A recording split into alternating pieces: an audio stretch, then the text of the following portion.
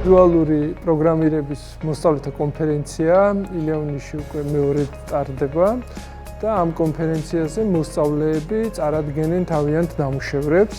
აქ საუბარია არა მხოლოდ თქვათ ნამუშევრის წარდგენაზე, არამედ ჩვენ შევქმნით უნილაბმა შექმნა ვებგვერდი, სადაც ეს ნამუშევრები განთავსდება და შესაბამისად სხვა მოსწავლეებს შეეძლებათ ამ მოსწავლეების მიერ შექმნილი ანიმაციების და ვიდეო თამაშების თამაში.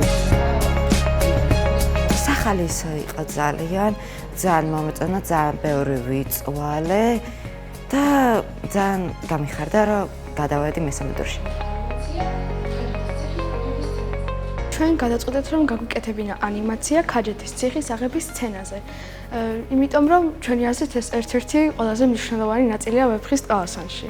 რადგან ამ ეპიზოდში კარგად ჩანს თავგანწირვა და მეგობრობა. პროგრამირების ნაწილი რთული არ იყო ჩემთვის, მაგრამ ყველაფერს აქვს თავისი სირთულე, რა თქმა უნდა. მაგალითად, წამები უნდა გაგვეთვალა, მაგალითად, როდის უნდა გამოსულიყვნენ პერსონაჟები და როდის უნდა დამალულიყვნენ, გამოჩენილიყვნენ და ასე შემდეგ. მე და ჩემი მეგობარი ძალიან კარგად ვასრულებთ ის ანუ ტექნოლოგიების დავალებებს. ამიტომაც ვიფიქრეთ, რომ ძალიან კარგი გამოგვივიდოდა და ჩვენც ვიფიქრეთ, რომ კარგად გავაკეთებთ. ამიტომაც ჩვენ დავიწყეთ გაკეთება. მუშაობის პროცესი სახალისო იყო. მე კოდებს წერდი ძირითადად. ლოკა კი ხატავდა. ეს ძალიან სახალისო იყო. ჩვენთვის დიდი თავგადასავალი იყო და ძალიან გაგვახარდა, რომ მონაწილეობა მივიღეთ.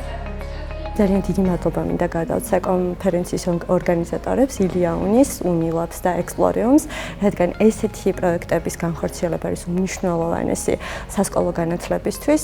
უშუალოდ პროექტებს რაც შეეხება ბავშვებს ქონდათ არაჩვეულებრივი პროექტები წარმოდგენილი, ერთის მხრივ ამ პროექტებში ჩანდა მათი უნიკალური შემოქმედებითი უნარები და ალგორითმული აზროვნება, რაც ყველაზე მთავარია. წელს განსხვავებული იმით იყო, რომ მქონდა კონკრეტული თემა. ანუ ეხებოდა ვეფხვის ტყავასანს.